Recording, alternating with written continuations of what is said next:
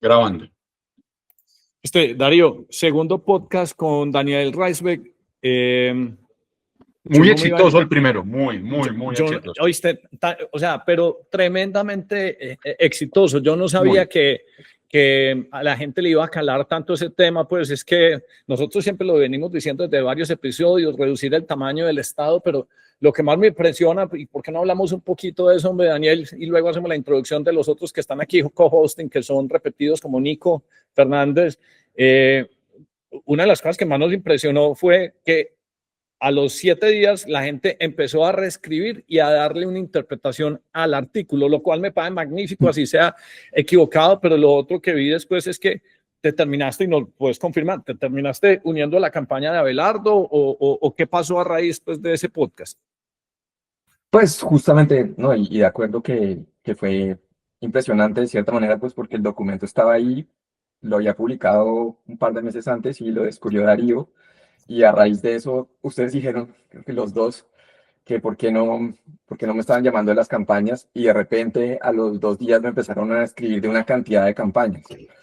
Entonces, nos están escuchando, Hernán. Sí, pero, entonces, pero vení, pero es porque se dieron cuenta que el algoritmo genera views cuando uno dice que reducir el tamaño del Estado es significativo y que eso lo están valorando los colombianos. O es porque de verdad les está calando el tema y ya sí están pensando en eso. O sea, ¿es una decisión políticamente algorítmica o es porque profundamente creen que así se pueden solucionar los problemas estructurales que hay en Colombia? ¿Cuál de las dos? Pues yo creo que ambas cosas a la vez. Entonces creo que sí hay un reconocimiento de que es algo necesario y que hay cierta demanda por un plan similar al que yo presento en ese documento y el que discutimos en el podcast. Pero por otro lado, por ejemplo, yo alcancé a mencionar en el podcast que sí había un político que estaba muy interesado, que era Enrique Gómez, pero pues él no era candidato. Entonces, técnicamente no me han contactado en ninguna campaña, pero empezamos a hablar y a raíz de eso pude tener una conversación muy breve con él y con Abelardo de las Priella. Y pues yo les ofrecí que pues yo no puedo trabajar en ninguna campaña porque estoy haciendo otras cosas, pero pues que les puedo ofrecer el documento como hoja de ruta y también pues ayudar en temas puntuales. Pero la idea más allá de eso pues es abrir la discusión acerca de la reducción del Estado, porque también como dijimos es que gane quien gane, va a ser necesario tomar medidas contundentes con un déficit del 7-8%. Eso es algo monstruoso, que la única vez que se ha visto recientemente fue en la pandemia y ahora ni siquiera tienen esa excusa. Entonces, va a ser necesario, entonces es bueno que esa discusión esté sobre el tablero. Pero eso pues me parece una maravilla, por lo menos Darío, que ya sea como tema común pues de las campañas y que los periodistas empiecen a preguntar, hey, es que si no solucionamos el tamaño del Estado, vamos a seguir hablando sobre los mismos temas, vamos a seguir hablando que es corrupción y todos sabemos que esos son temas importantes, pero es que lo único que reduce la superficie digamos que contacto o de que existan los corruptos y todo este cuento es que tengamos un Estado pues desmesurado. Entonces me parece que me das aquí un papayazo muy importante y es para conectarlo. ¿Por qué pasó esto? Vos tenés otro segundo escrito muy importante que vuelvo y digo, nosotros siempre que hagamos podcast con Daniel vamos a dejar el Substack. En estos días te escribiste otro donde hacías como un relato de las consecuencias y las razones de lo que pasó antes, durante y después del plebiscito. Y entonces una de las menciones, y yo te he visto tuiteando también ahí, es que el aparato del Estado se empezó a inflar gracias al momento que pues, se votó no el plebiscito, pero a punta de pupitrazo no lo instalaron. Y ahí entonces algunos ¿cómo lo podemos decir decentemente? Algunos exministros de Hacienda se encargaron de hacer que el aparato empezara a crecer y hoy en día en campañas, pues en redes están diciendo, no, es que al Estado hay que volverlo y entonces son como unas bailarinas desmemoriadas, se les olvida todo lo que hicieron en el pasado y que son los elementos que realmente pues, estamos asumiendo las consecuencias de todas esas cosas en este momento. ¿Por qué no nos contás como un breve resumen o por qué no nos das, y aprovecho también aquí para para introducir a Nicolás Fernández, con el quien hemos hecho un par de podcasts bien interesantes, pues cómo el gobierno tiene un apetito voraz y no deja que pues, los empresarios avancemos y nos llenan simplemente de fricción. Y el otro pues que hicimos pues es un poquito como el tema de batalla cultural y que a los zurdos ni un milímetro, para que aprovechemos, hombre, Nico, que tenemos a Daniel acá y nos dé pues como un diagnóstico, porque nosotros, me estoy yendo largo, pero es para darle pues como un poquito pues como de entorno a la pregunta. Nosotros siempre nos ha parecido, pues, porque vos sabes que nosotros somos nosotros los paisas somos unos traumatizados desde el gobierno de Santos. Nosotros siempre hemos pensado que el plebiscito simplemente fue el vehículo o la excusa perfecta para que alguien se ganara un premio Nobel. ¿Por qué no nos das un poquito pues, de contexto sobre esa pregunta larga y por qué el tamaño del Estado se empezó a deteriorar desde el momento que dijimos, bueno, nos tocó el plebiscito, pues el plebiscito se votó no, y nos tocó mamárnoslo? Sí, muchas gracias, Hernán, por la introducción. Mucho gusto, Daniel, mucho gusto conocerte. Hemos leído los textos de Daniel que mencionaste, Hernán, sobre todo el tema de la reducción del Estado. Creo yo incluso más importante que el mismo tema del plebiscito. Entiendo que ese es el tema del podcast de hoy, pero considero que el tema de la reducción del Estado pasa por el eje central de la batalla cultural y de lo que tenemos que dar como mensaje central a la gente. Y aprovechando pues que tenemos a Daniel, pues todo un experto, tal vez el primer libertario de Colombia, cuando no estaba de moda ser libertario, ahora sí lo es. Digamos, Daniel, sería bueno que tú nos pudieras poner un poquito en contexto de por qué el gasto del Estado es malo, porque muchas veces damos a entender que eso pues se nos va volviendo adorno, entendemos que eso genera unos déficits, pero para el ciudadano de a pie, ¿por qué consideras primero que el gasto del Estado es malo y por qué ese pudiera ser un eje central de batalla cultural?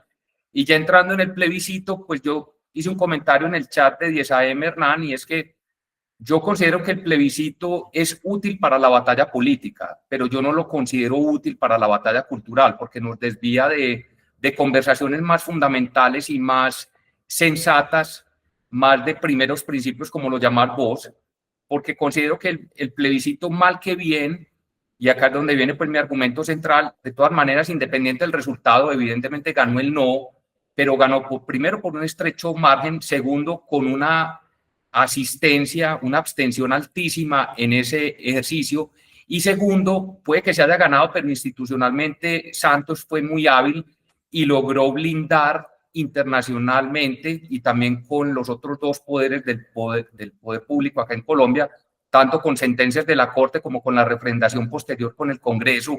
Entonces yo creo que no vale la pena, pues es mi opinión, dar eso como eje central de lo que nos divide. Yo creo que lo que nos divide es mucho más importante y es que no tenemos las ideas claras. Entonces por eso quisiera volver a la primera pregunta, Daniel, y nuevamente pues con mucho gusto en conocerte. Y qué pena toca con computador prestado, ese no es mi correo, pero bueno. No, pues muchas gracias y muy buenas preguntas. Y lo del gasto del Estado lo discutimos la vez pasada y lo podemos discutir más, pero yo sí creo que el plebiscito es importante, ni siquiera por el plebiscito como tal, sino por varias razones, empezando porque, como yo dije en ese tweet, que también lo puse en el Substack, que me parece que el plebiscito fue una elección generacional y por eso estamos hablando del plebiscito 9, casi 10 años después.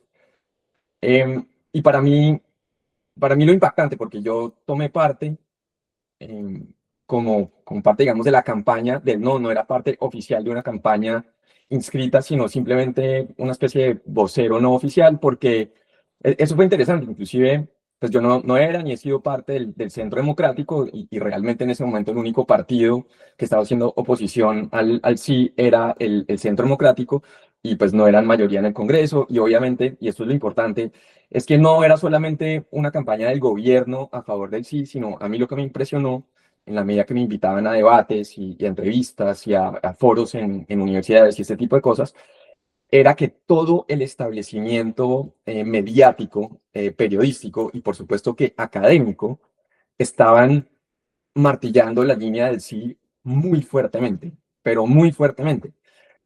Ahí fue donde yo empecé a desarrollar un poco esta teoría que después saqué en una columna del Nuevo Siglo que tuvo algo de impacto. Y esta teoría de, digamos, de una clase, no solo política, porque ese término ya existe, pero lo que yo llamo los pepobucos, que son periodistas, políticos, burócratas y académicos, y tienen esta tendencia al groupthink o al pensamiento en manada. Y es una cosa increíble como se vio en ese plebiscito, porque lo que yo digo en ese artículo es que yo recuerdo un par de debates donde me invitaban y yo era del no. A veces uno era el único del no y le tocaba contra 3 del sí, pero eso no era lo peor, sino que le tocaba contra los 3 del sí y contra el periodista o contra el moderador en Semana, por ejemplo, o en Caracol Radio. Recuerdo también en uno de los primeros debates que estuve en uno de esos programas de Caracol, también creo que era, no me acuerdo quién más estaba, pero recuerdo que estaba Marta Lucía Ramírez del lado del no, y yo y otras 2 personas del lado del sí, pero en la mitad de la entrevista publican una encuesta o dan la noticia de una encuesta que fue la única, y eso fue bien temprano en la campaña, que por alguna razón le daba la victoria al no, por algún margen, ni siquiera recuerdo cuánto era.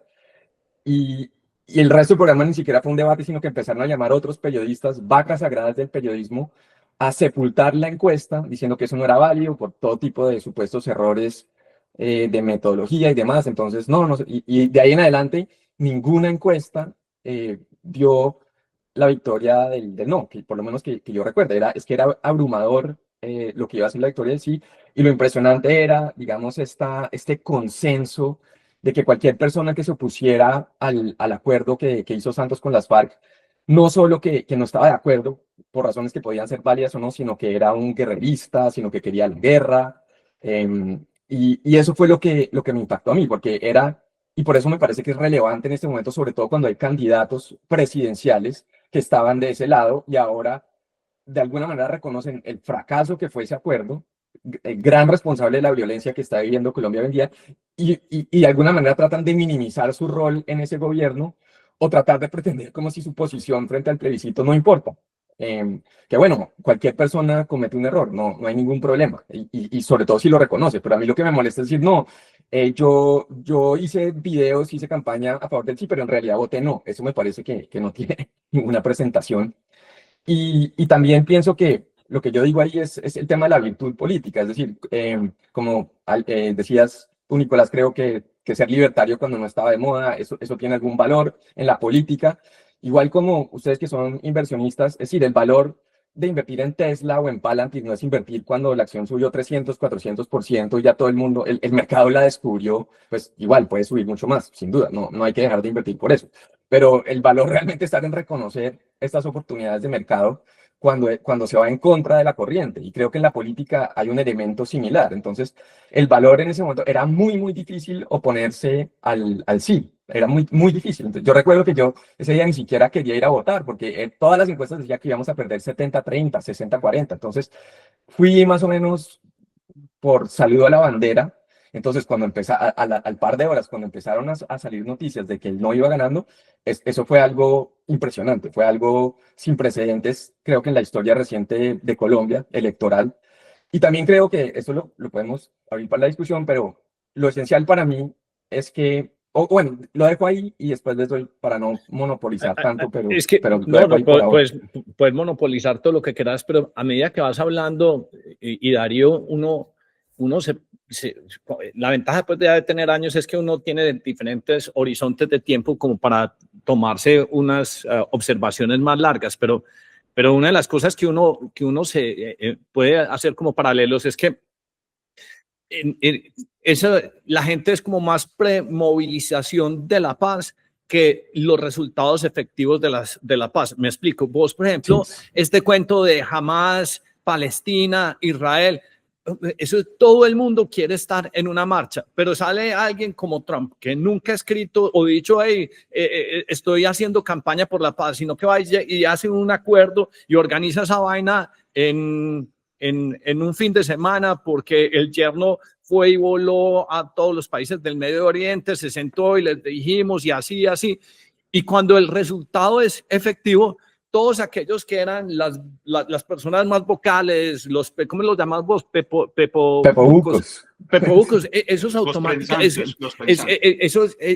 automáticamente quedan silenciados. Entonces yo me acuerdo toda la gente con la solapa, la cosita de la paz, y es como si les si hubieran tomado la posición, digamos que contraria, o la posición donde el análisis hubiera sido, hey, mira, tenemos tantos cultivos, ¿vos crees que si firmamos la paz, los cultivos de pronto se van a triplicar, los grupos armados van a aumentar en volumen, la violencia, los crímenes? No, eso no se puede cuestionar, porque si usted cuestiona eso, entonces usted no está pensando, o sea, es como una ausencia de pragmatismo, porque lo que importa es el título, mejor dicho, es como el comienzo del verdadero clickbait. O sea, son unas personas que simplemente quieren posar para la berraca foto. Y entonces uno ahí, como lo hace, por ejemplo, Petro en su discurso. O sea, su discurso era efectivamente para tratar de a ver si Noruega quedaba convencido que era merecedor, por ejemplo, del Nobel de la Paz. Pero nadie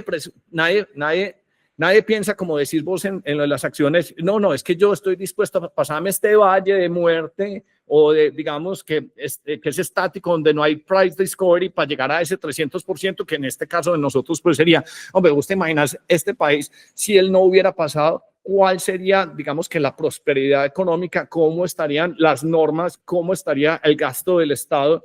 Porque es que no pasó. Pero por eso, obviamente. Si se hubiera quedado como ganó. No, pues yo creo que va más de eso, porque es que el plebiscito era un tema para refrendar toda la política del gobierno de Santos, que todo giró acerca del acuerdo con las FARC. Si ustedes miran la campaña del 2010 de Santos, que obviamente se elige con los votos de Uribe, y no es por insistir en eso, pero es que me parece que es importante. La campaña de Santos era, vamos a mantener la política de seguridad democrática, sin la presión contra las FARC, pero le vamos a dar un nuevo enfoque económico para sacar a la economía adelante, es decir, dar un crecimiento económico. Eso era lo que dijo Santos, por lo menos que yo recuerdo. Y no lo hizo, porque como el acuerdo con las FARC dominó absolutamente todo, entonces eso también conllevó, aunque yo también creo que Santos en el fondo es como un socialdemócrata, su modelo es Tony Blair, que también aumentó el gasto público en Gran Bretaña enormemente, llevando eventualmente a la crisis fiscal del 2008-2009.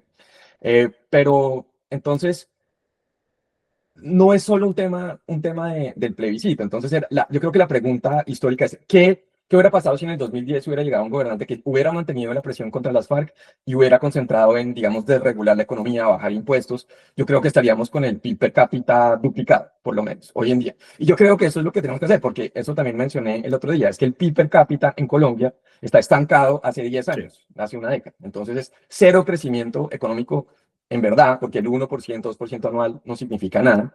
Y ese es el problema. Entonces, eso es como la alternativa histórica que uno debe mirar. Y lo que dice Hernán me parece muy relevante, porque claro, es que no era solamente los medios y los académicos, sino también en estos gremios, en estos congresos gremiales. Entonces, claro, era la paloma de la paz en la solapa y tomarse la foto, pero había cero cuestionamiento acerca de lo que estaban haciendo en ese acuerdo. Para mí, digamos, mi principal oposición fue al tema político, porque pues yo ya había participado en una elección y también traté de crear un movimiento nuevo, un partido político, y me di cuenta lo extremadamente difícil que es en Colombia crear un movimiento o un partido, porque las barreras de entrada al mercado, es que hay teoría de varios académicos que el mercantilismo de la economía colombiana tiene un reflejo en el sistema político, y creo que es cierto, porque si uno mira lo que es crear un partido en Colombia es tremendamente difícil. Los únicos que realmente pueden crear un partido, a menos de que se lo regale la corte o algo así, es un Uribe, un Petro, que tienen un caudal de votos gigantesco y por eso pueden pasar el umbral en el Senado. Y esa es la única manera realmente de tener una personería jurídica de un partido. Empezar de cero es extremadamente difícil. Entonces, yo ya había pasado esa experiencia y de pronto llegan las FARC y como premio de todas las atrocidades que han cometido, les iban a dar 10 curules gratis en el Congreso, y yo decía, mire, eso es quebrar la democracia constitucional, porque la democracia constitucional funciona cuando las reglas aplican igualmente para todos, no se puede aplicar diferente para estos tipos, solo porque llegaron a un acuerdo que ni siquiera es un acuerdo, porque En la mitad de las negociaciones ya había frentes enteros de las FARC, los más poderosos, de hecho, los más involucrados en el narcotráfico, decían, no, nosotros no nos vamos a acoger a esto. Entonces, realmente todo fue una farsa, y a mí me sorprendía mucho cómo los medios no se cuestionaban eso, o con contadas excepciones, alguno que otro periodista sí se lo cuestionaba, pero realmente éramos muy pocos. Y también es un término, eso es, digamos, a nivel Colombia, pero creo que a nivel global hay un tema también importante, y es que hubo un preludio al plebiscito en Colombia, que fue el Brexit en Reino Unido en junio o julio del mismo 2016, que fue algo similar en el sentido de que todo el establecimiento estaba metido en contra del Brexit, y también perdieron. Y sí, fue un margen estrecho, pero para mí eso no es un argumento en contra, porque es que el valor de la victoria del plebiscito en Colombia fue precisamente haber ganado teniendo todo en contra, es decir, contra viento y marea, porque ellos tenían todo, le metieron toda la plata del Estado, empresas y demás. Y en el Brexit había algo muy similar, que era toda esta clase de periodistas, de académicos muy concentrados en Londres o en el círculo de Londres. Y Dominic Cummings, que es alguien que yo admiro mucho, que fue el arquitecto de la campaña de Brexit, decía, mire, es que lo que pasa es que yo salía de esa zona y salía un poco y hablaba con la gente y me daba cuenta que había todo tipo de preocupaciones que esta clase política y mediática no estaba registrando. Y yo pienso que en Colombia fue igual. Obviamente vino Brexit, referendo en Colombia y elección de Trump en el 2016. Es decir, eso fue para mí un cambio de época total, porque fue la primera vez que fue evidente que esta clase, los gatekeepers que controlaban los medios de comunicación y a través de eso la política durante muchos años, eso a través de las redes sociales se había quebrado, ya no existía, el sistema colapsó. Entonces, ¿qué ha pasado en Colombia después de eso? Pues en Colombia, bueno, vino la elección de Duque, que fue, sí, se montó en la ola del plebiscito y ganó. Pero también el hecho de que Petro haya pasado a segunda vuelta en el 2018 ya era una señal del quiebre del sistema anterior, porque la izquierda radical nunca había llegado, nunca se había aproximado a llegar a segunda vuelta. Lo que se esperaba es que fuera un Duque Fajardo, que era más el candidato de lo que quedaba del establecimiento, y Petro le ganó a Fajardo. Y de nuevo, la del 2022, pues Petro siguió con su momentum, pero no llegó un Federico Gutiérrez, sino llegó un Rodolfo Hernández. Entonces, en Colombia ya estamos del otro lado, es decir, el viejo modelo ya no existe, y por eso a mí me sorprende mucho que estas figuras del establecimiento quieren seguir imponiendo candidatos tipo Humberto de la Calle en el 2018, sí, claro, tipo Alejandro Gaviria en el 2022, que son candidatos perfectos para la era de los gatekeepers, donde es que cómo funciona la academia. La academia... Pero te quiero interrumpir porque es que sí, me das para un paralelo que me parece muy importante y que nosotros lo vemos en el mundo de las acciones. Este año, si vos coges, por ejemplo, el performance de los hedge funds y vos coges o los institucionales, o sea, este último año, desde que empezó toda esta movida de AI, energía, retail ha sido más inteligente y ha descubierto cuál es el verdadero alfa, y me parece que, digamos que este exceso de información o cómo la gente va moldeando, Darío, su dieta de información, nos está haciendo también que retail sea el que tome las decisiones, y entonces le quita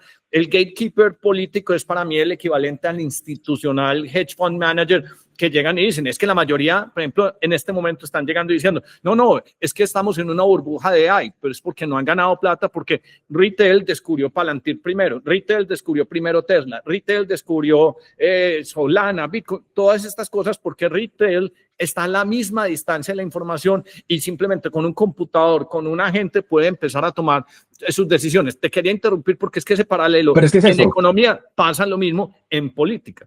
Es que eso es exactamente, y en la política colombiana ya pasó eso desde el 2016, pero estas figuras del establecimiento siguen tratando de aferrarse a este mundo anterior de los gatekeepers, que es un mundo que ya no existe. Daniel, ¿no? Entonces, una interpelación. Pues lo primero es hacer un disclaimer, pues que yo no estoy defendiendo a Santos, ni más faltaba. No. Porque si me sacan de 10 AM, pero ayer. Pero simplemente quisiera hacer un poquito también de autocrítica, porque digamos los defensores del no que ganaron, independiente del margen, mucho, poquito o nada, eso estoy de acuerdo contigo, eso es irrelevante. Pareciera que ellos, digamos, no llevaron a las últimas consecuencias lo que su triunfo significaba. De acuerdo. Porque es que el triunfo significaba la pregunta del acuerdo, y acá la escribís, lee lo siguiente: ¿apoya usted el acuerdo final para la terminación del conflicto y construcción de una paz estable y duradera? De entrada, la pregunta era más sesgada que un berraco. Sí, para Y que la Santos gente dijo, viera sí, así. sí. hubo un debate acerca de esa pregunta, y Santos dijo, el presidente puede hacer la pregunta que se le da la gana. Lo dijo. Exacto. Y ganó el no. Entonces, si ganó el no, y yo tengo la bandera del no, y yo soy Pastrana y Uribe, que eran los, digamos, los líderes visibles políticos de la campaña del no, mi teoría es, y pues obviamente abierto pues a discusión, es que ni quisieron ni pudieron llevar el no a lo que significaba el no. No pudieron por lo siguiente: 5 días después del plebiscito, eso fue un domingo, el viernes siguiente le dieron el Premio Nobel de la Paz a Santos. Eso fue un espaldarazo político de, digamos, del establecimiento, como lo llamas tú, los pepobucos internacionales, al proceso de Santos. Entonces, le queda muy difícil a dos expresidentes, después de un Nobel de Paz, venirse a atravesar a un proceso, porque el no significaba, no estoy de acuerdo. Entonces, en efecto práctico hay que ser condescendiente, hay que ser consecuente con las cosas. Si ganó el no, ¿qué significa el no? No es no hay proceso, no hay acuerdo, se acabó todo. Entonces, yo digo, no pudieron, primero porque internacionalmente los bloquearon, segundo porque las instituciones en Colombia ya los tenían bloqueados. Ya había una sentencia de la Corte en el cual, digamos, validaba el plebiscito, y también ya había una sentencia de la Corte que validaba la refrendación del acuerdo vía Congreso de manera posterior.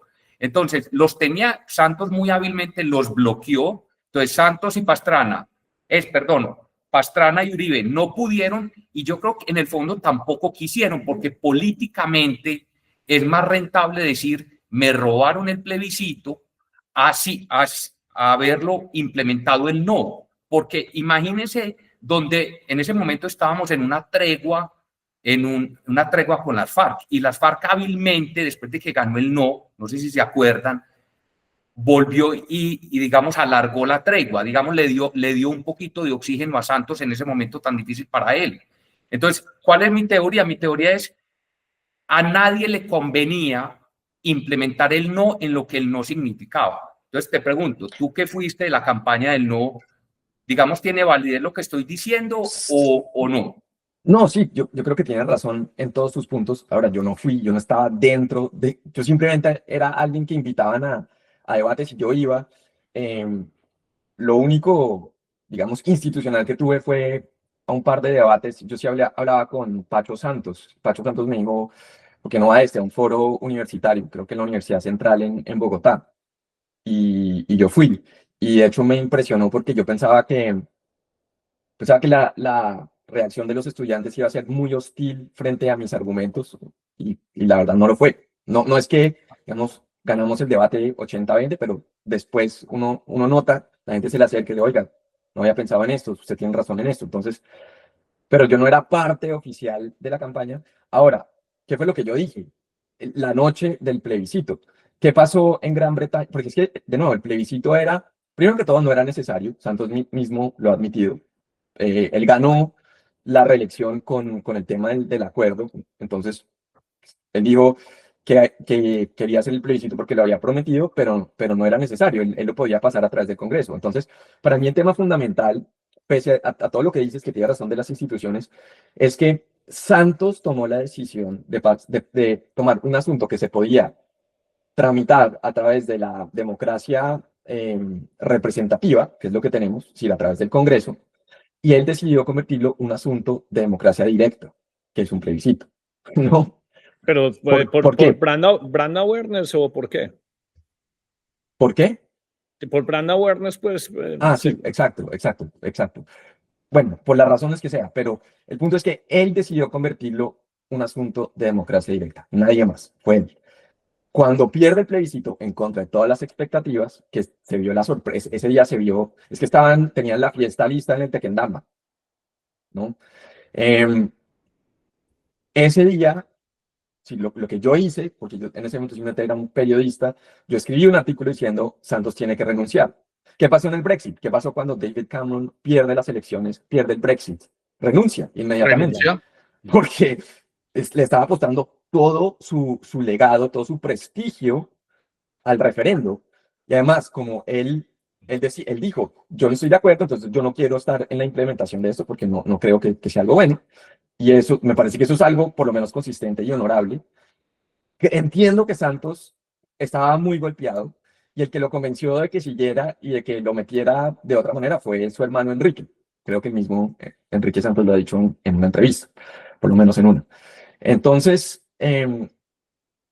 ¿por qué Uribe o Pastrana o los que sean no le exigieron la renuncia? No tengo ni idea, pero yo pienso que lo correcto en ese momento hubiera sido que Santos renunciara y que tomara el proceso Germán Vargas Lleras, vicepresidente, se hubiera convertido en presidente, bajo otro tipo de condiciones. Es decir, bueno, no es que nadie acá quiera la guerra, para nada, pero no vamos a permitir esto que ya rechazó la mayoría en la democracia directa. El problema, y eso se ve hasta nuestros días, es acudir a la democracia directa, perder y luego ignorar ese resultado. Que eso también, entre otras cosas, fue lo que condujo al Brexit, porque durante muchos años, en muchos países en Europa, recuerden que estaban tratando de imponer la Constitución Europea, luego Tratado de Lisboa y demás, a través de referendos, y en muchos países, entre ellos, bueno, Francia, sobre todo en Irlanda, perdían el referendo y lo que hacían era lo repetían, vamos a votar hasta que el resultado sea el que nosotros queremos. Es de nuevo ese mundo de los gatekeepers, y eso hoy es muy difícil hacerlo. Y yo creo que estamos viendo hoy la consecuencia de ese quiebre. Daniel, una diferencia técnica, digamos, con el Brexit es que, digamos, en Colombia el plebiscito fue reglado o normado por una sentencia de la Corte Constitucional que básicamente le hizo el favor a Santos. Y de hecho, recientemente salió pues un chisme político donde ese mismo magistrado le había ofrecido a Santos, digamos, eliminar la necesidad del plebiscito, porque ese magistrado sí entendía el riesgo político de perder un plebiscito, pero digamos lo que quiero decir es que el plebiscito en Colombia no era vinculante para el presidente, es lo que decía esa sentencia de la Corte. Entiendo que es una leguleyada típica colombiana, sí, pero eso le sirvió a él, y de hecho yo creo que el no al plebiscito le ayudó a Santos. ¿Por qué? Porque yo creo que él estaba muy enredado con esa negociación, y le ocurrieron varias cosas. Primero, perdió por sorpresa para todos, incluso para los del no, porque todo el mundo creía que iba a ganar el sí. Entonces ganó el no. Segundo, a las 4, 5, 6 semanas ganó Trump, y muy hábilmente Santos los puso a renegociar. Y en paralelo a eso, lo que hablábamos anteriormente, los del no vinieron con un listado de demandas o nombrando unos negociadores directamente para tomar el control de la negociación. Entonces yo creo que quedó huérfano por el lado del no, por lo que hablamos. Hábilmente Santos fue protegido por la institucionalidad colombiana y la internacional, y finalmente lo que hizo fue forzar, luego de la elección de Trump, que creo que fue el 7 u 8 de noviembre, o sea, 5 o 6 semanas después, les forzó ya el famoso acuerdo del Teatro Colón, que fue, digamos, como él lo vendió. Él cómo lo vendió, Santos lo vendió como que, no, yo sí asumí las críticas que venían del no, hace un listado ahí medio pendejo de que 50 puntos y que les cambiaron un punto de coma, pero técnicamente fue muy hábil porque ese, en estricto sentido, es un acuerdo diferente al que el plebiscito había tumbado. Entonces, como es un nuevo acuerdo, una leguleyada, entonces ese sí se puede refrendar por el Congreso, y eso fue finalmente lo que hizo. Claro, eso fue lo que hicieron. Fue magistral. Pues eso fue lo que hicieron, pero no, yo creo que no tenían otra opción, porque ¿qué iban a hacer si ya tenían el acuerdo listo? Entonces sí, le cambiaron un punto y una coma y lo metieron. Pero digamos, mi punto es que eso puede que sea legalmente válido, aunque bueno, está todo el debate del fast track, que creo que eso sí es muy cuestionable. Pero yo simplemente lo que estoy diciendo es que uno no puede acudir a la democracia directa, que es algo completamente excepcional, como un plebiscito, para algo tan importante como este caso, y luego ignorar el resultado. Es decir, eso va a tener unas causas políticas e institucionales de largo plazo. Ese es solo mi punto. Pero haciendo de abogado del diablo, Daniel, pues 18 meses después Iván Duque queda presidente, y tan no tomó las banderas del no, que su eslogan de campaña era ni trizas ni risas. O sea, en el fondo, ¿qué estaba diciendo? Reconocía que era un error político irse en contra de ese acuerdo, por más malsano, mal hecho, todas las gabelas que le diera a los delincuentes, la realidad política de ese acuerdo era que era menos costoso seguir con él, medio dilatado, a, digamos, ejercer, eso sí, políticamente lo que significaba el no. Entonces, por eso mi argumento desde el principio siempre fue, yo entiendo el plebiscito como un argumento político, pero yo creo que nos divide más. Y nos divide más porque hoy la realidad no importa. O sea, no importa si el plebiscito se ganó o se perdió. La realidad es que el acuerdo con las FARC no funcionó. No funcionó porque en la realidad no está funcionando. O sea, la seguridad está llevada del berraco, las regiones están perdidas, los grupos armados se reencaucharon con más tecnología, con más plata, con toda la coca que hay aquí.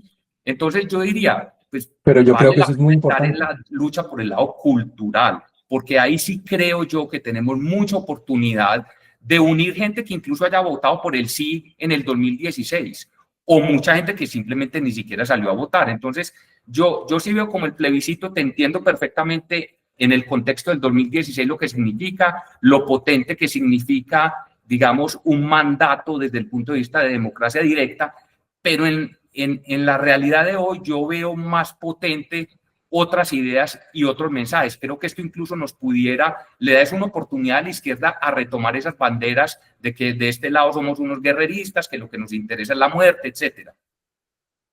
Gordo y Darío iban a preguntar. Yo iba a preguntar que si el no al haber negociado con Santos esos puntos que estaba diciendo Nico, ahí perdió toda credibilidad el no. Esa era como mi pregunta, pues esa era como mi... Pues, al sentarse a negociar pierde todo. Pues yo creo, es que yo he hablado de nuevo, Francisco Santos me dijo, y bueno, es lo que él me dijo, que él era el único dentro de todo el centro democrático que pensaba que iba a ganar el no. Y creo que le apostó una botella de champaña o lo que fuera con alguien. El problema es que nadie pensaba que iba a ganar el no, nadie. Absolutamente nadie, que fue algo similar a lo que pasó también con el Brexit, porque la campaña del Brexit no estaban listos para las consecuencias de ganar. Entonces, eso siempre, y las primeras 72 horas o los primeros 5 días son cruciales y si hay un vacío, pues lo llena fácilmente el establecimiento, creo yo. Darío, vos le ibas a preguntar algo, ibas a comentar algo.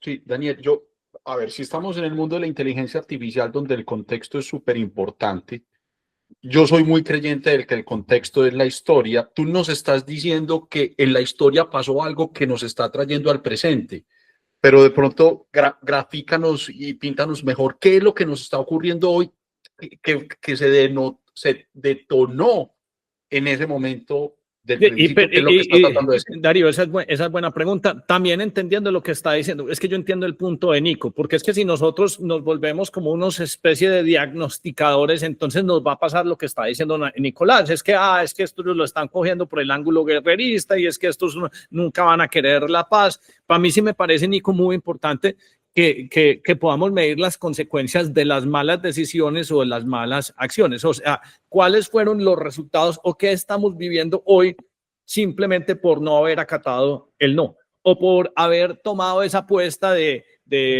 yo le decía a Darío en un ejemplo como más tonto, yo no sé si esto es muy sintomático pues del país, pero yo la primera vez que saqué pase a los 16, a todos nos pusieron multas de algún tipo, pero yo me acuerdo que en Colombia uno solo tiene que esperar 5 o 10 años para que exista un tipo de amnistía en el tránsito que básicamente lo indultan a uno de todas las multas. ¿Será que es que eso escala para cualquier nivel o circunstancia de actos que uno haya cometido? ¿Será que es un vicio que tenemos como sociedad porque simplemente no sabemos disciplinarlos? Porque mi recuerdo, y eso ya es distante, pues yo vivía por fuera, es que todo el mundo me decía, Colombia como va de bien, yo me quiero ir para Colombia, yo quiero invertir en Colombia. ¿Cuál es el resultado de esas malas decisiones? Pero también con el tinte o el color que le quiere poner Nico, que si nos quedamos magnificándolas, pues entonces nunca vamos a podernos concentrar en los problemas que realmente pues nos atañen, pues, y que son los que, digamos que en este podcast nos interesa, pues, como vuelvo y digo, a nosotros nos parece retail más importante que que los institucionales para descubrir acciones, y retail político de pronto está siendo más inteligente pues que estos gatekeepers. Es que ese es mi punto, y por eso a mí me parece que sí importa, me parece que importa y que importa mucho.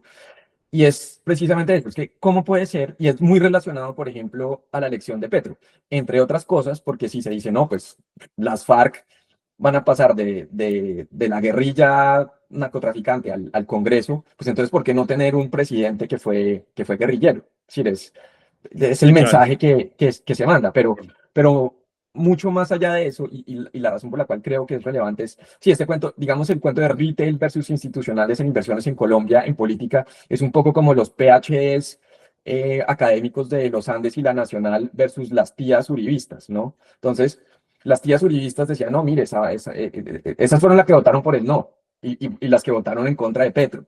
En cambio, todos estos académicos y expertos decían que no, que la explosión controlada y una cantidad de teorías absurdas, ¿no? que lleva a este momento. Es que yo creo que no se puede subestimar la gravedad de la crisis. Es que están matando gente, están matando candidatos presidenciales, están matando activistas por todos lados. No es que no pasara antes, pero definitivamente se ha intensificado y ha subido de nivel. Los grupos armados controlan el 70% del territorio, el país está al borde de la quiebra. Estamos en una situación bien grave y yo creo lo que demuestra el plebiscito es que, de nuevo, es el desprestigio y la irrelevancia de esta clase de expertos. Y volviendo al tema que tú decías, Hernán, de lo de Trump con Israel y Gaza y los rehenes, es que yo me puse ayer a leer lo que escribían hace 4 o 5 años de Jared Kushner, el yerno de Trump, y entonces decían, no, es que ese tipo él no entiende Washington, él no entiende las formas. Él no Se leyó 25 libros y ya solucionó el Medio Exacto. Oriente. Lo empiezan a ridiculizar, sí. Lo empiezan a ridiculizar, él no entiende cómo funciona la diplomacia, se debería volver a Nueva York a sus negocios. Y bueno, resulta que el tipo, lo ridiculizaban completamente. Y resulta que el tipo, precisamente por tener relaciones de negocios y también pues por su tradición familiar y sobre todo por entender la cultura más que los académicos de la Escuela de Relaciones Internacionales de Georgetown o de Harvard, ¿no?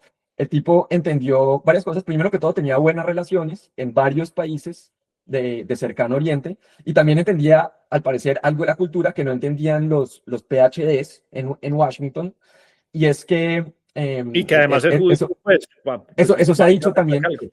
¿Cuál era la crítica, digamos, de los académicos contra un Jared Kushner?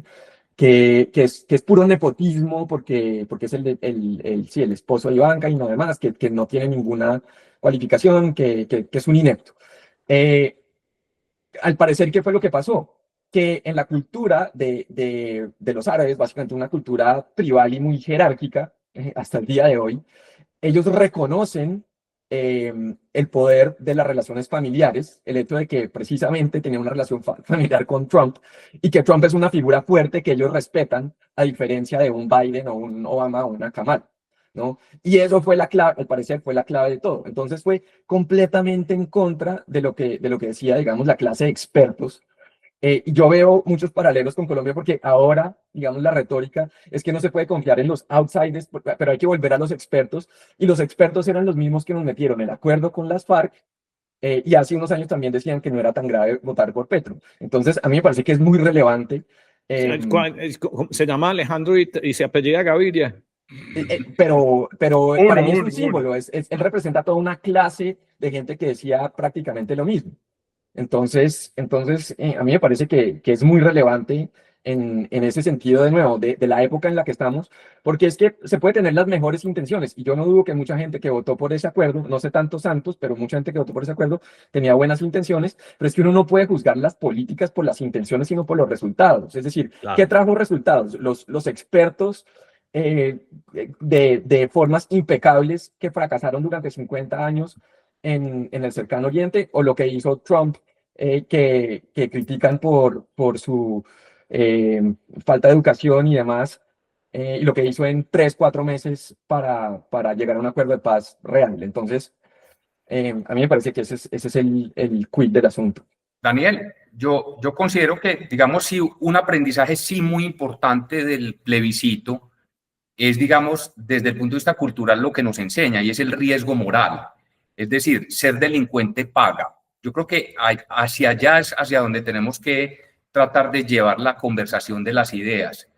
Porque si miramos hoy de los candidatos que hay, yo me atrevo a decir que el único que está hablando claramente con esas ideas es el outsider, al que están atacando tan duro, a Abelardo. De hecho, no sé si vieron este fin de semana en lo de los Danieles, lo atacaron, pero durísimo. Ah, sí, que hecho, preferirían un zapato. dijo, pues, o sea, eso sí que son gatekeepers. O sea, no hay nada más peligroso que esos dos Danieles hablando, porque son los que más despistan. Es que esos buenismos, esos pseudointelectuales con micrófono, Daniel, para repetir, de esos que hablan, por ejemplo, Bitcoin y no entienden qué significa, no saben qué es SHA-256. Darío, seguí. No, es que ahí entonces conectamos con lo que nos está diciendo Daniel. O sea, estamos volviendo a repetir la misma cosa, el buenismo, los que no quieren la paz, no sé qué, todo está, o sea, no, es una película que se repite otra vez, no va a pasar otra vez. Yo creo que es ahí, o sea, ese es el punto conector entre lo que dice Nico de la batalla cultural con lo que está diciendo Daniel de, mire lo que nos pasó hace 9 años. Así es. ¿no? Y nos puede volver a pasar, porque digamos la batalla cultural da para la batalla política da para todo. Y ese argumento del guerrerismo, de que quieren la desigualdad, pues obviamente siempre será muy potente. Por eso a mí me gusta tanto como habla Abelardo. Yo no hago parte de ninguna campaña, yo simplemente soy un ciudadano un poco Darío, inquieto con las cosas. Él dijo que iba a venir al podcast y nos mamó gallo un día, ¿sí o qué? Todavía tiene pendiente la invitación. Todavía tiene pendiente la invitación, no sé si es que se quiere. Darío se congeló. Se congeló. Sí. Se congeló, gracias a Dios. Lo bueno que me parece de ese candidato es que es el único que está hablando de cosas como el imperio de la ley, Colombia, un país de propietarios, donde no se avergüenza de ser de derecha, donde no se avergüenza de ser una persona exitosa. Creo que de las primeras veces que vemos una derecha, digamos, un poco activista en ese sentido, jugando con las mismas armas que la izquierda siempre tan hábilmente nos ha jugado. No veo otro candidato y hay hablando así. Otra cosa que a mí me ha llamado la atención de esa campaña, y es que es el único candidato que yo veo que está haciendo campaña en el sentido de cómo se debe hacer campaña. Entonces, ¿qué hacía Trump? Sobre todo en el 2016, que fue algo muy disruptivo. Bueno, sí iba a los debates, pero él se dedicaba a hacer eventos, sobre todo en estadios, y que los llenaba y demás.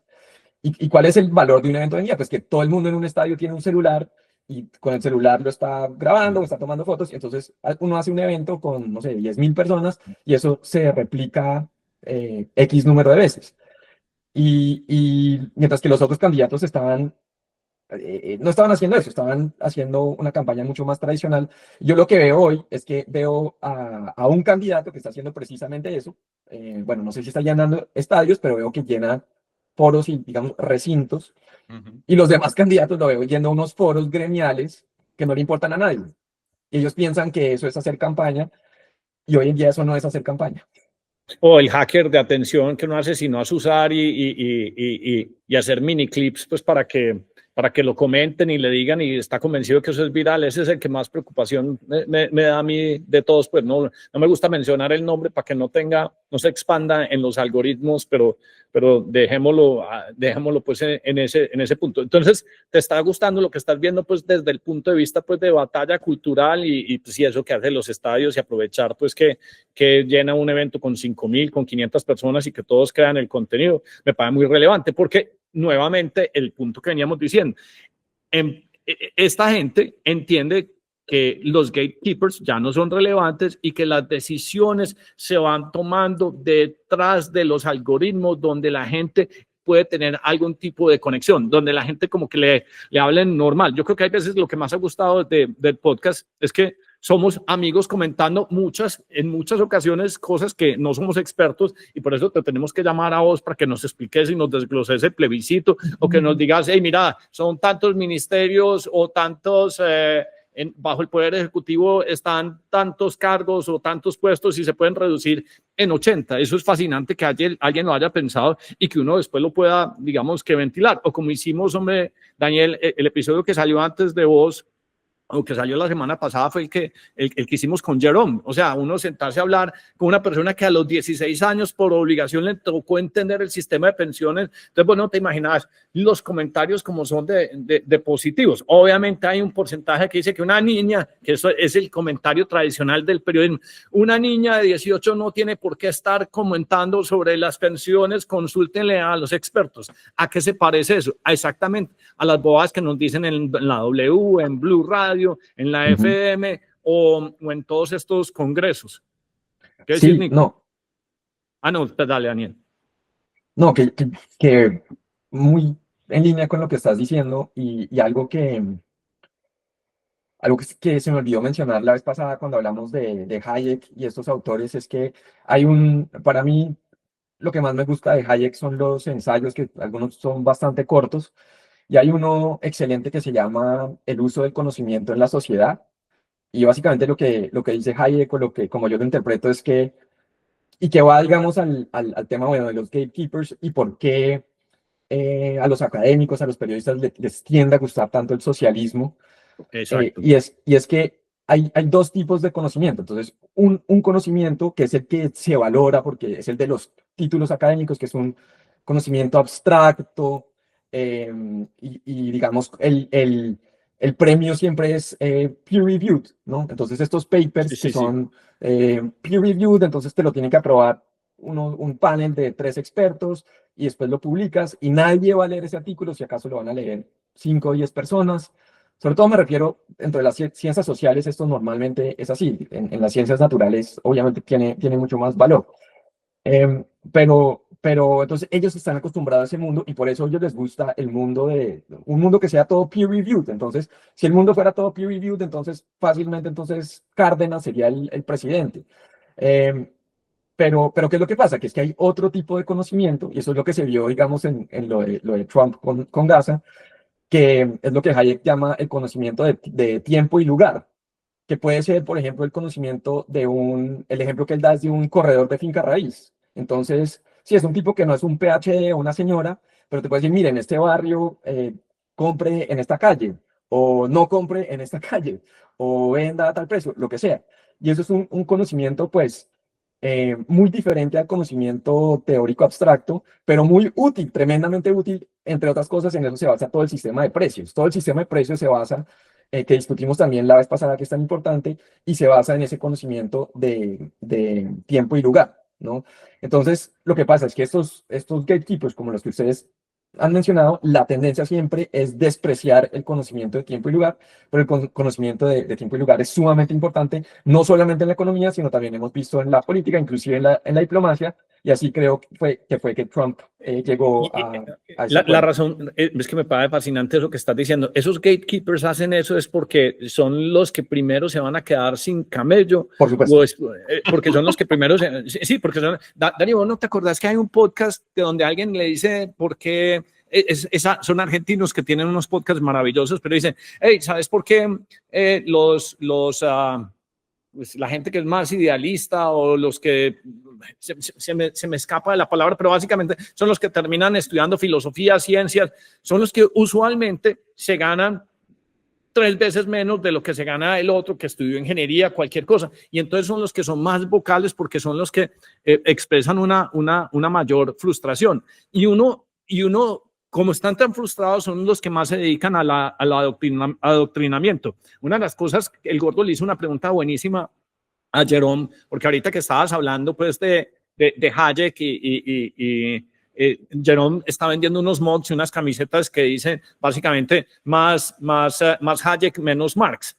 Y que ella, por ejemplo, en la universidad se siente un poquito como, no, yo no me puedo poner a hablar porque todos los profesores están en una campaña de adoctrinamiento la más inverosímil del mundo. Entonces, yo creo que esa es otra de las cosas que también nos toca ventilar. A mí me fascinó que el gordo le hubiera hecho esa pregunta y que una persona tan joven diga, no, es que tenemos que empezar a rebotar hacia las ideas de Hayek porque es que de verdad esta cantidad de ineptos, de frustrados, de fracasados, de personas que no son capaces de vivir con su propia capacidad de generación, entonces decidieron que van a entrar en campaña y que todo el mundo esté o más pobre o más llevado que en ellos, simplemente porque es una condición de lo que les está pasando. ¿Os qué decís, Nico, Daniel?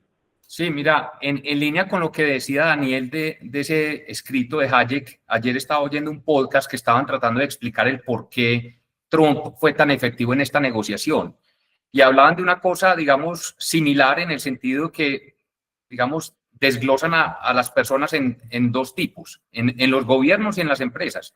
Las personas de los procesos y las personas del hacer. Y como Trump fue un constructor toda la vida, por naturaleza esa profesión es del hacer, porque vos cuando vas a hacer un edificio, eso tiene un orden consecutivo. Entonces, si vos arrancas con el hierro, las fundaciones, después tiene que llegar el que va a poner, digamos, el primer piso, después tiene que llegar el que pone las ventanas, el que pone los techos, el de la obra blanca. Y cada cosa te detiene y es dinero. Entonces, el que ha sido constructor vive en ese ritmo, en ese afán de hacer. Que le cuesta plata el delay, sí, esperar cuesta plata. En contra del proceso. Y tenés otro tipo de personas, eso se ve mucho en gobiernos. Yo nunca he participado en gobiernos, pero sí he trabajado en multinacionales. En multinacionales hay mucha gente de proceso, que es, no, venga, hagamos un consenso, hagamos una reunión, y lo que les gusta es conversar. Un comité, exacto. Si uno no de quiere sabios. hacer nada, y aquí le ponen de sabios. No hay nada menos sabio que un comité de sabios. Y los gatekeepers, que es lo que estábamos hablando, son personas por naturaleza, personas de proceso. Les aterra cuando alguien llega a hacer, porque lo ven como alguien irrespetuoso que no tiene, digamos, las mínimas formas ni respeto por las estructuras que ya están, digamos, diseñadas. Entonces, cuando llega una persona como Trump, que llega y arrasa con todo, y en buen momento lo hace y logra esta negociación tan impresionante, pues los deja a todos aburridos, a punto que a uno le da hasta risa. Uno ve a todos estos que bloquearon la Vuelta a España, a todos estos que estaban marcando el McDonald's de Medellín, que destruyeron el Starbucks allá en Bogotá. Ahora sí, ahí ya sí no celebran que realmente hay paz. Porque decir, nunca fue eso, porque es que nunca querían la paz, solo querían la movilización. Ese no era el interés. El interés era el proceso, sí, el proceso de tener una bandera de qué pegarme. Y en eso son muy hábiles los de la izquierda y la derecha, digamos, tenemos que encontrar esas banderas. Nos las han quitado y tenemos que encontrar esas banderas. Es que uno defender al oprimido siempre va a ser, pues ese es el mayor retargeting del mundo. No, es que yo estoy en defensa del oprimido. Eso se dispersa por redes sociales porque es el David contra el Goliat y uno siempre quiere estar pues en defensa pues de David, el más chiquito, el más indefenso y el demás, pura pues virtue signaling pues a la máxima potencia. ¿Ibas a decir, hombre, Daniel? Adelante. Yo le quería preguntar a Daniel, bueno, ahorita hacemos una votación, ¿quién votó sí, quién votó no al plebiscito? Yo voté sí a la paz. Aquí, ¿quién no votó? Yo también voté sí a la paz. Yo voté no. Al plebiscito. Yo era de los que hacía puro stillmanning para tratar de convencer, pero en el fondo me parecía que no, pues. Entonces no. Ok, o sea, aquí ganó el no. Es un microcosmo. Sí, bueno, no, yo le quería preguntar a Daniel, pues hemos visto cosas todas muy malas, ¿algo le dejó bueno el plebiscito al país? ¿Algo? Pues el plebiscito o el proceso. Pues el proceso, sí, lo que el acuerdo de paz, pues por decirlo así. No, mire, es que mi crítica fundamental al proceso, más allá de lo que ya mencioné de la democracia constitucional, el gran error de Santos, bueno, que uno no sabe si es un error o si él comparte esa cosmovisión.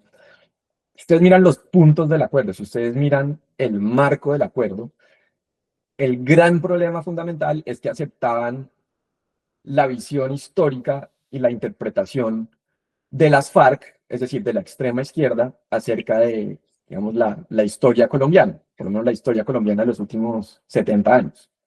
Entonces, por ejemplo, la obsesión con la tierra, con la reforma agraria o repartición de la tierra como quiera que se llame, eso es algo tan absurdo. Primero que todo, Colombia es un país hoy en día mayoritariamente por lejos urbano, puede ser 70% urbano o más. Y eso es algo bueno, porque es decir, desde Atenas hasta Atenas Antigua hasta San Francisco y Silicon Valley, con muchos ejemplos en el medio, las oportunidades de crecimiento, de innovación, de educación, normalmente siempre están en las ciudades.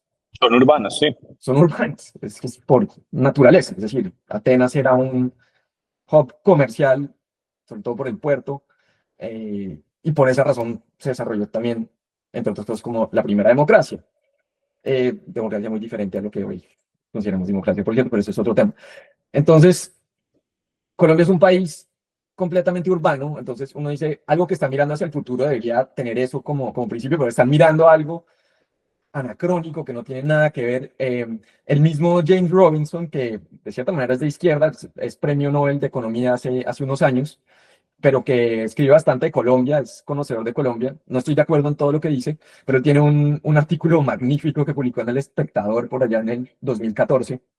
El título es algo así como ¿Cómo modernizar a Colombia? Y él dice, mire, esta vaina de La Habana, de la obsesión con la tierra y la reforma agraria es absurda, es ridícula. Y da unos muy buenos ejemplos, empezando por el mismo de Inglaterra, Gran Bretaña, que él es británico, si no estoy mal, y es que hasta el día de hoy, mira, Escocia es uno de los países con mayor concentración de la tierra en el mundo, en el mundo. Inglaterra también, sí, la concentración de la tierra es bastante marcada, y sin embargo, Reino Unido es tanto Escocia como Inglaterra es la cuna de la revolución industrial. Entonces lo que dice es, mire, eso no importa. La mejor manera de afrontar el problema de la tierra es ignorarlo. Enfóquese en generar crecimiento económico. Eso está buenísimo. Normalmente está en las ciudades. De hecho, estoy a punto de publicar una respuesta a Petro. Hoy Petro me respondió un tuit. Imagínense lo desocupado que está. Y Petro insiste como 2 horas. Y Petro insiste en este tema del terrateniente y no sé qué, y entonces que el problema es que los terratenientes no ponen a producir la tierra. Eso es una locura. Me está diciendo que el problema de Colombia es que hay unos ellos tienen una visión de la sociedad completamente anacrónica, completamente separada de la realidad o de lo que se necesita para generar prosperidad y crecimiento. Y parte de ello es el tema de la tierra, y eso era una parte fundamental del acuerdo de La Habana. Y eso, pues, ni siquiera lo digo, eso lo dice alguien de la talla de James Robinson. Entonces, eso, número 1. Número 2, todo el tema del conflicto. Cuando el mismo Santos decía un conflicto de 70 años o de 65 años o lo que fuera en ese momento, eso es también fundamentalmente equivocado. Y en ese sentido, el que ha escrito algo muy interesante al respecto es Juan Carlos Echeverri, que tiene un paper que se desapareció porque estaba en la página de la Nación Nacional y nunca lo volví a encontrar, pero se llama algo así como la paz relativa, o es la tesis de la paz relativa, y lo que demuestra él con las cifras es que el Frente Nacional en Colombia fue muy exitoso en términos de reducir la violencia. Entonces, en la época de la violencia, Colombia era uno de los países más violentos del mundo, con una tasa de homicidios, no recuerdo exactamente, pero por encima de 60, 70 homicidios por 100.000 habitantes. Y entonces, sí, con el Frente Nacional no es que nos hayamos vuelto Suiza, pero esa tasa baja, póngale a 20 o poco menos de 20. Entonces algo, sí, como lo que tiene Brasil o un país de estos hace 5 o 10 años. Entonces, ¿funcionó? Sí, funcionó bastante bien. Entonces, pero ¿qué es lo que pasa a partir de los 80? Entonces, y la otra cosa, que eso pues lo han demostrado otros académicos, es que las FARC eran una guerrilla completamente irrelevante militarmente al principio de los 80, al final de los 70, no sé, un par de mil de integrantes, pero no son muy grandes, no son relevantes, hasta cierto punto a nadie le importa, pero pues ahí siguen con la lucha armada y demás. ¿Y por qué? Pues porque el cuento del comunismo y de la guerrilla tipo Che Guevara, eso ya no funcionó, a nadie le importa. Pero ¿qué es lo que pasa? ¿Qué es lo que pasa al inicio de la década de los 80? Pues que las FARC toman la decisión estratégica de meterse al narcotráfico. Y es solo gracias al narcotráfico que logran otra vez pasar a 15.000, 20.000 hombres y con esa plata realmente poner al Estado en jaque, como lo tenían en 1998, 1999, donde estaban a las afueras de Bogotá. Entonces, si uno acepta la retórica y la visión demostrablemente falsa de que hay unas causas históricas objetivas del conflicto y que el conflicto se da en las áreas de mayor pobreza y demás, eso es completamente falso. Está demostrado que el conflicto, digamos, las áreas con mayor violencia han sido tradicionalmente zonas muy ricas o estratégicas, por ejemplo, donde se exporta la droga. Ahí es donde está el conflicto. Entonces, el gobierno de Santos negoció y aceptó todas las tesis de las FARC, que en mi opinión, y creo que está bastante demostrado, son completamente falsas y es como un caballo de Troya de la izquierda. Entonces, cuando los primeros principios están mal, el resultado tiene que salir mal, y eso fue lo que pasó. Y por eso me parece que es relevante, porque me parece que toda esta gente que impuso eso debería estar completamente desprestigiada y realmente no le deberíamos poner mucha atención hoy en día. Que eso Daniel. es la respuesta a la pregunta del gordo. ¿Qué fue lo bueno que dejó el plebiscito? Esa desenmascarada, Sí, eso. que apenas ahora nos estamos como, No, y hay que hacer, yo estoy de acuerdo con el punto de Nico, pero hay que hacerle memoria, porque es que, vuelvo y digo, cuando uno toma Hay que decisiones hacerle memoria. que no Hay que están hacerle tomadas bajo primeros principios, entonces estos son los impactos. Lo, Y lo hay que, gente, lo que dice Daniel, y me interesa mucho ver qué le va a responder a Petro, porque digamos, estoy 100% de acuerdo con lo que dice Daniel, o sea, todos los argumentos son absolutamente válidos, pero en la narrativa esos argumentos no pesan. ¿Por qué? Porque la izquierda nos ha ganado la batalla cultural y nos siguen ganando al día de hoy. Yo creo que también es cierto. lo Sí. importante de nosotros no es tanto los argumentos, o sea, porque los argumentos son válidos. Necesitamos es llevarlo a una batalla cultural, y la batalla cultural se da con argumentos, pero no solo con argumentos. De hecho, los argumentos son la herramienta menos adecuada para ganar una batalla cultural.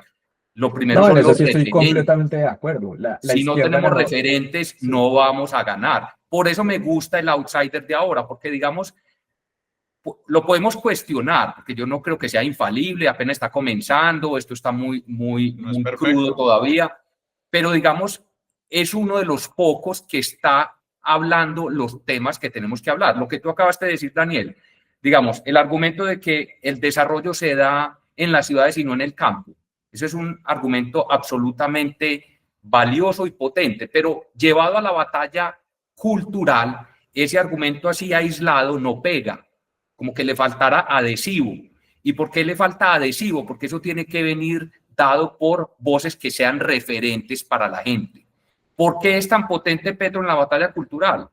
Porque en su narrativa de que el mundo, los terratenientes, los explotadores, los cultivos de caña en el Valle del Cauca, y nos devuelve a la novela de Jorge Isaacs, La María, en 1880, etcétera. Él es muy potente en eso, y eso es lo que tenemos que entender. Lo que nos falta es el adhesivo, y ese adhesivo es el referente. No los tenemos todavía, los tenemos que traer o los tenemos que construir. Hasta que no los tengamos, no vamos a ganar.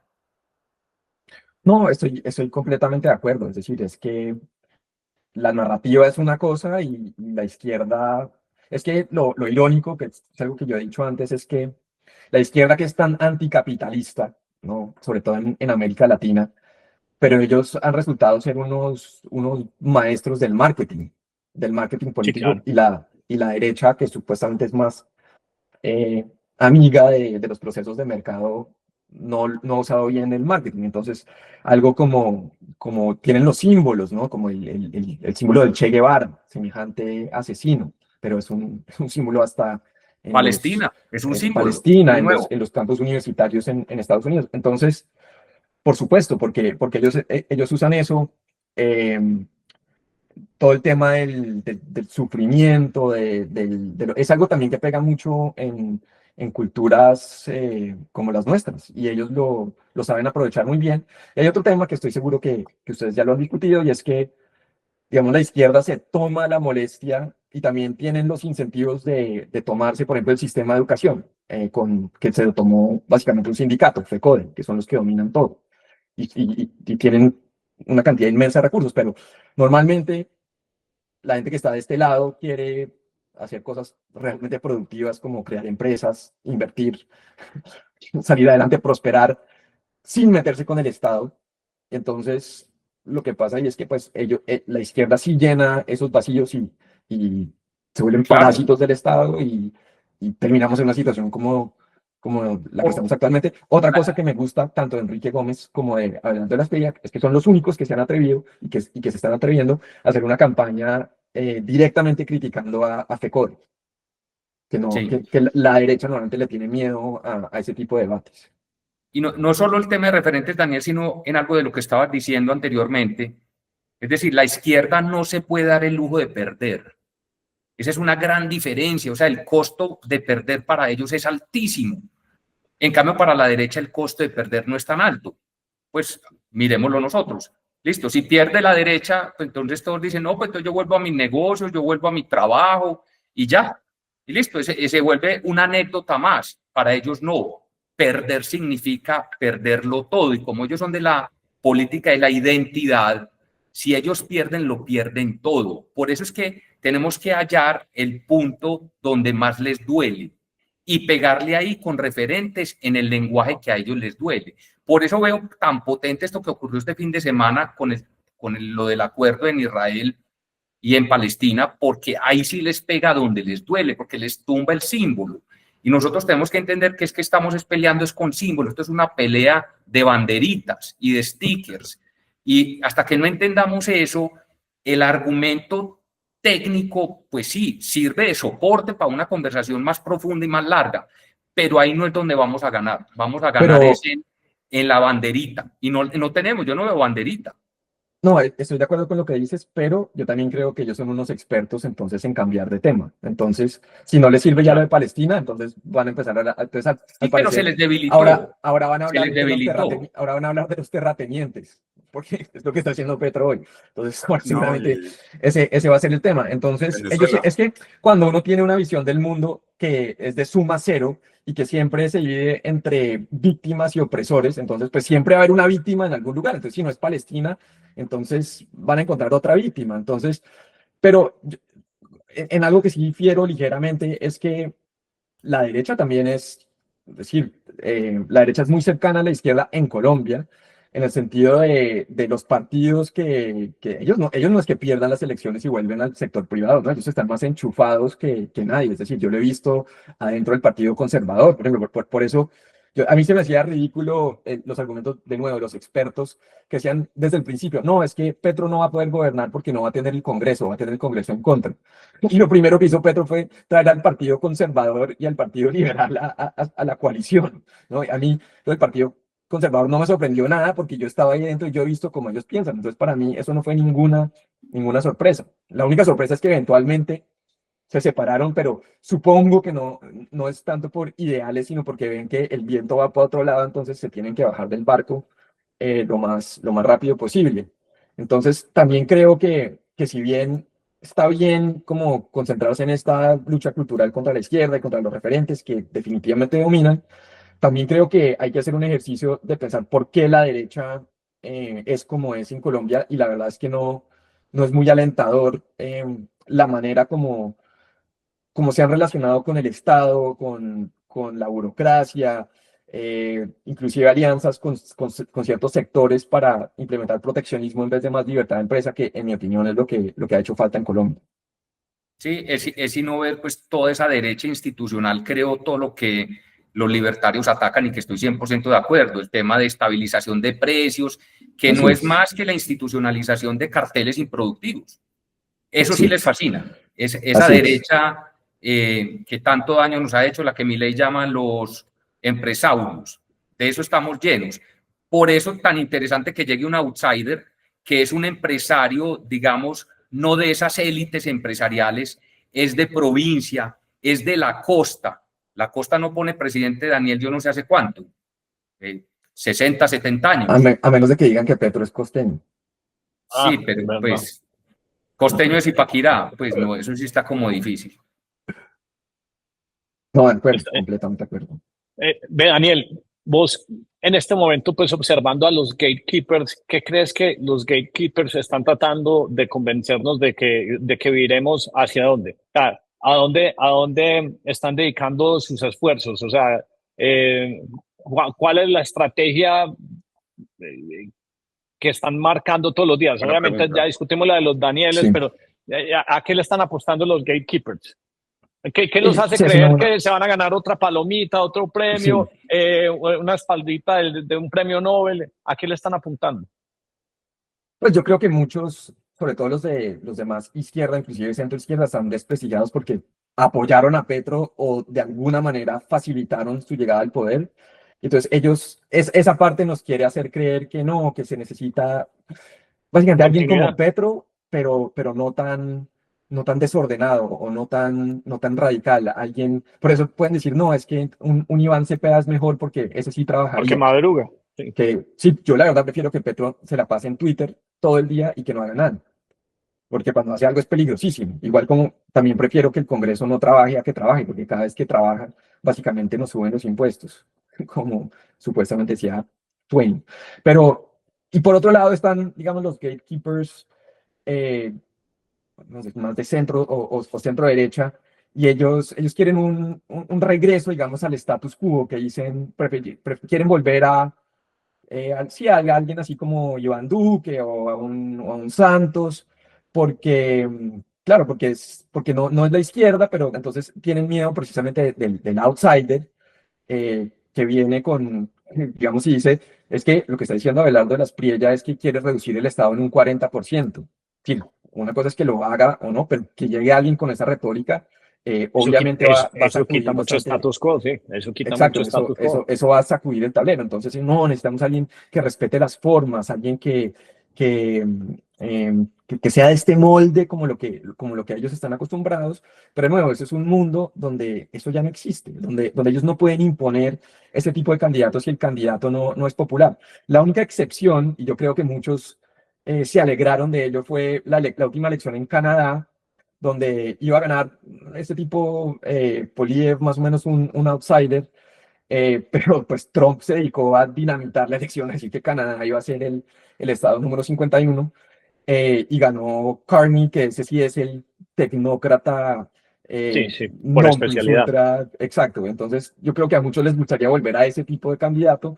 Yo creo que eso fue algo bastante excepcional en el mundo, pero bueno, puede que suceda, pero mi inclinación es que es muy difícil que suceda en el mundo de hoy, porque realmente las elecciones tienen que generar o partir de algo orgánico, y los que están generando crecimiento orgánico no son los candidatos del establecimiento en este momento. Eso es cierto. Nico, Darío el Gordo, ¿alguna pregunta final para Daniel para dejarlo ir? Pues porque él se tiene que ir a contestarle un trino a Petro. Una pregunta para Daniel. Daniel, de tu escrito tan interesante sobre el tema del recorte del Estado, digamos, más allá de tú haberles ofrecido el documento como base, ¿te han contactado, digamos, para preguntas específicas y acciones puntuales sobre esos recortes que anuncias tú en ese escrito, o solo se quedó en la generalidad?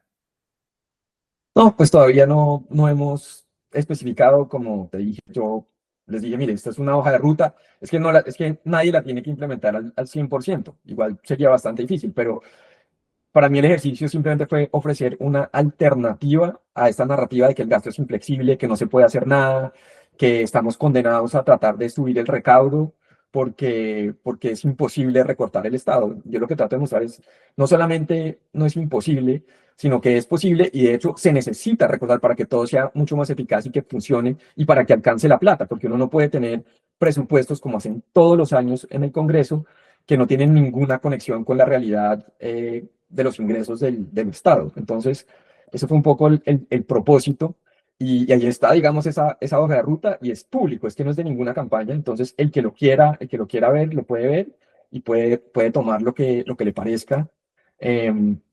Lo que me parece que ha sido valioso es que no creo que nadie más se haya tomado el tiempo de hacer un documento, de mirar todas No, las entidades no que te yo miré. preocupes que nosotros nos vamos a encargar de repetirlo eso por lo menos cada 4 o 8 podcasts. Hey, ya se leyeron, y si tenemos candidatos, obviamente vamos a repetirlo, pues vamos a insistir hasta que la gente pues no sé, de alguna forma, pues, o empiece a crear las propias extensiones o derivados de eso, que entonces eso es lo mejor que puede pasar. O sea, cuando se anclan y empiezan como a crear subreddits o comentando, no, yo pienso que este ministerio sí, esta dependencia, entonces sería mejor así, entonces hasta que cale.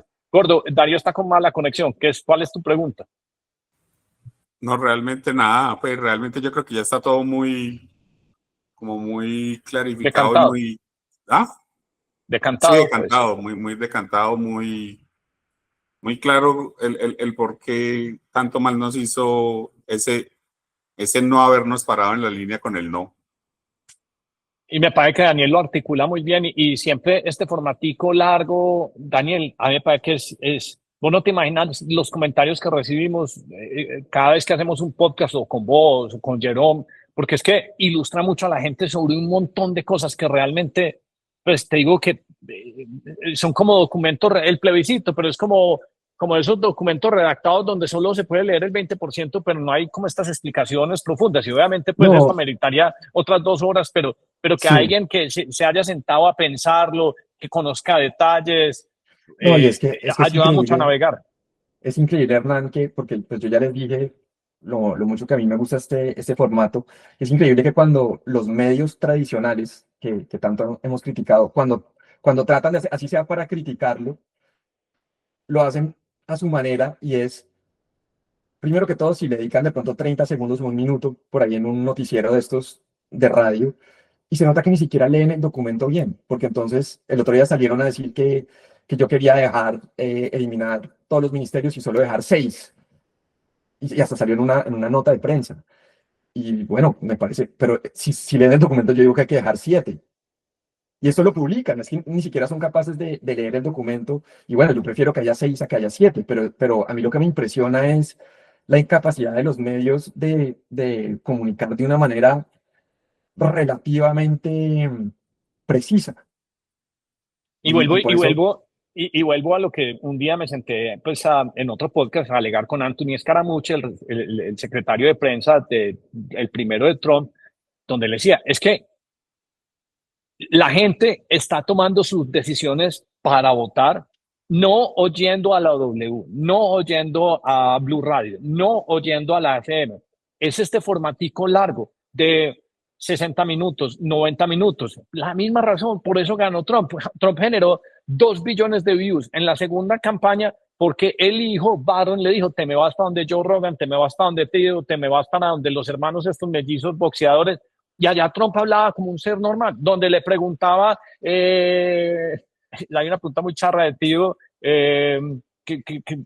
o sea, uno hablar con el presidente y decir, sí, yo ya no volví a consumir cocaína porque eso me ponía muy loco, pero lo normaliza y dice, no, es que yo me identifico con esta persona, estas ideas, yo soy el que puede tomar las conclusiones, porque es que básicamente cuando los Danieles hablan, nos están regurgitando lo que ellos quieren. En el momento que ellos dicen es que prefiero un zapato, o sea, es la señal donde nos están diciendo, no, es que por ese no pueden votar.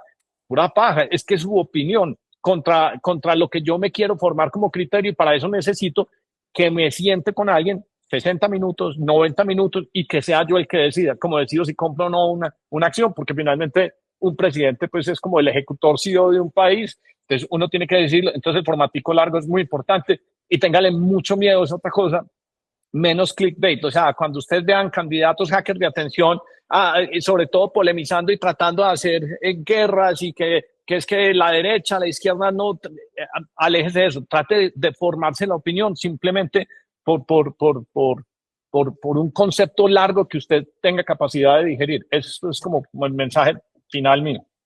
¿Vos qué decís? No, yo lo único que tengo que agregar acerca de los medios, y de acuerdo con todo lo que dices, es que es impresionante porque es que en Colombia, y eso se ve muy claro en el caso de Israel, en Colombia no solo que tenemos unos gatekeepers, sino que esos gatekeepers lo único que hacen es reproducir la información de los gatekeepers en el mundo desarrollado.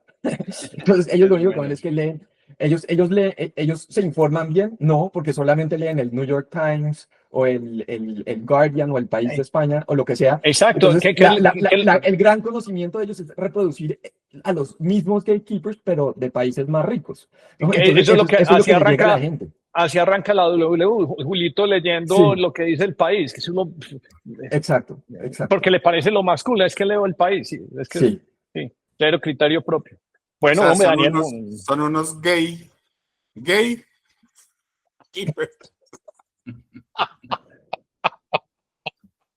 Gordo, lo bueno es que este todo podcast quedó dicho. este podcast es sin ediciones, eso es lo bueno pues de eso. No hay que Hombre, decir Daniel, nada más, gordo.